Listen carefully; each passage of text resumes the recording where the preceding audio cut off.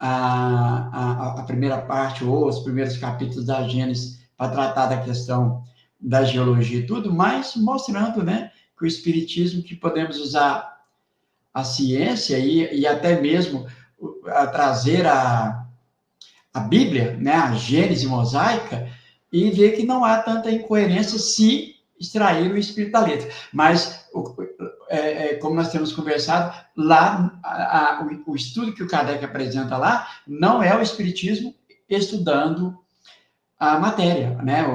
E sim só mostrando que dá para poder usar a ciência para fazer algumas comparações. Não sei se eu estou mais ou menos dentro do caminho certo. Eu te devolvo aí, Michel, e pode fazer alguma reparação no que aquilo que eu tentei explicar aqui. Passo para você. Não é. E uma coisa interessante, era muito comum no século XIX os cientistas usar da sua ciência para filosofar sobre questões gerais das ciências em geral. Por quê? Porque muitas das teorias que existiam nas ciências, que começaram a surgir, elas eram pautadas principalmente pelo raciocínio, pelo uso da razão, pela racionalidade daquela teoria. Porque em termos de aparelhagem, tecnologia, acesso a uma forma mais material de pesquisa, não se tinha. Então era muito comum a astronomia estar tratando de certas questões e os cientistas, eles filosofavam sobre isso. Tentavam trazer essa contribuição filosófica para a questão. Isso é muito comum. Agora, hoje em dia isso mudou muito. Porque, por exemplo, a gente vai ver isso nas próximas questões. Várias questões que Kardec coloca como ele coloca a impossibilidade de se saber,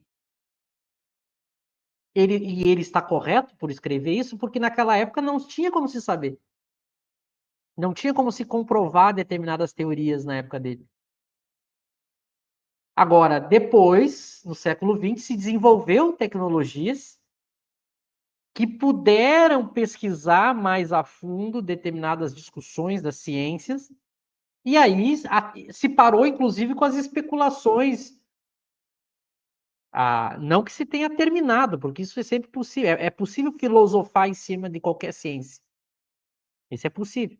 Mas certas discussões, do ponto de vista filosófico, acabou, porque hoje se tem certos pontos que a premissa parte daquilo que a tecnologia descobriu, estuda, principalmente as questões astronômicas, que hoje a gente tem um acesso ao universo que não se tinha, e aos mundos e tudo mais, que não se tinha no século XIX. Então era tudo mais no campo da filosofia, da razão, da imaginação, da probabilidade. Então, era um campo mais aberto. Hoje não, hoje há certas certezas ou certos pontos que a astronomia coloca já como ponto de partida, que veio graças à tecnologia. Então, se diminuiu o escopo do filosofar em torno, né? A mesma coisa do espiritismo. Por exemplo, o espiritismo fala de fluidos. Se um dia a gente se descobrir o que é esse fluido, a natureza dele, se estudar ele, aí o campo filosófico vai diminuir, porque a gente vai ter mais noções físicas daquele elemento. Então, geralmente é assim. Então, a gente vai ver várias questões, eu acho que inclusive dá para a gente ler a 40, porque a 40, deixa eu só confirmar se é a 40 que ele já comenta sobre isso, para mostrar o que eu estou dizendo, vamos ler a próxima, e daí eu já devolvo para vocês.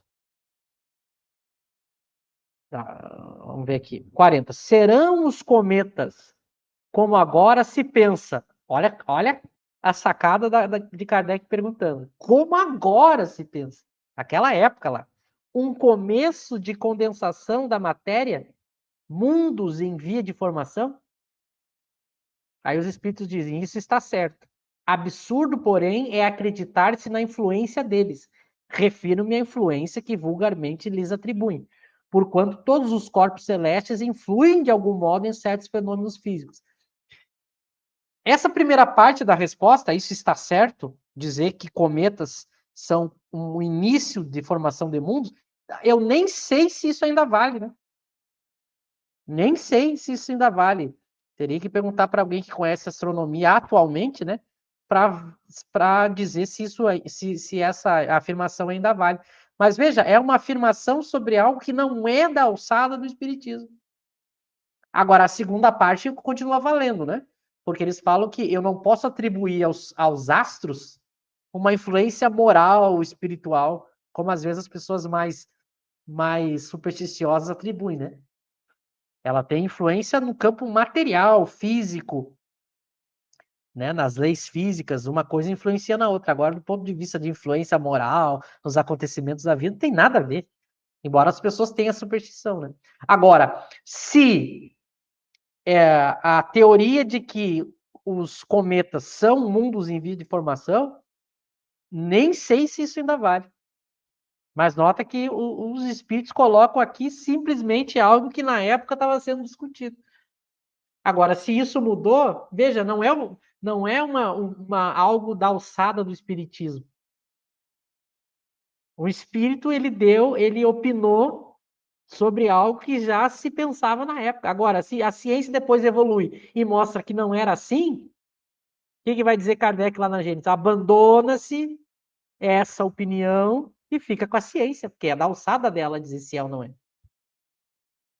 Então, a gente tem que se acostumar a ler essas questões do Livro dos Espíritos, sabendo usar toda a obra de Kardec. A pessoa que apressadamente lesse essas questões poderia, embora, eu já digo, daqui a pouco ele vai deixar claro como é que tem que ser lido essas questões. No mesmo capítulo ele vai deixar claro, para não dizer, não, Kardec deixou um furo. Ele vai deixar claro daqui a pouco, mas a gente está se alientando porque o próprio movimento espírita fica discutindo, às vezes, esses assuntos que não tem nada a ver com o espiritismo. Então, quem vai determinar se o cometa é ou não um mundo em vias de formação é a ciência que estuda isso. Como existia uma possibilidade dessas ciências naquela época confirmando isso, o espírito disse que sim. Kardec deixou, porque não era nada impossível de ser. Agora, se isso se modificar, não altera em nada a teoria espírita. Passo para você. Exatamente, né? Essa questão da astrologia, né? A astrologia realmente continua certo, né? É bizarro ver que tem espírita que se diz espírita e acredita em astrologia, sendo que já foi provado, né? Eu só queria deixar esse texto aí da Revista Espírita, que Kardec comenta, esse último. Kardec comenta exatamente isso, sobre a geração espontânea, que era um debate científico da época que estava acontecendo. Nesse artigo, Kardec comenta, a gente está comentando disso aqui, mas não é o espiritismo que vai determinar se está certo ou se está errado. É a biologia. Então, esse artigo é muito bom porque Kardec deixa claro, né? O espiritismo não vai bater o martelo sobre isso. Quem vai bater o martelo é a biologia, né? E isso é interessante, né? Porque até questões que têm um certo ponto de contato com o espiritismo, né? Por isso que, por exemplo, quando Kardec debate em relação à vida, o que causa a vida? É o princípio, é o fluido vital? Ele não apresenta só uma teoria, né? Porque isso ainda era debatido na época, porque isso envolve biologia. Então ele não vai deixar 100% determinado, né? Até em questões que tem um ponto de contato com o espiritismo. E é muito interessante isso que esse trecho da Gênese, né? Que o Michel falou, que se a ciência, o espiritismo acompanha a ciência.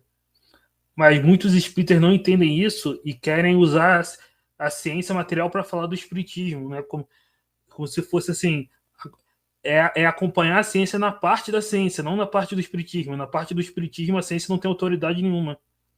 Por isso Kardec vai dizer, o espiritismo não é da alçada da ciência. O espiritismo só se submete à ciência na parte que diz respeito à ciência material. Por isso que algumas traduções vêm errado, né? Naquela parte que fala que a ciência serve de controle. Algumas traduções falam a ciência serve de comprovação, mas a ciência serve de controle. Porque a ciência material não comprova o espiritismo. Mas você pode usar a ciência material para servir de controle.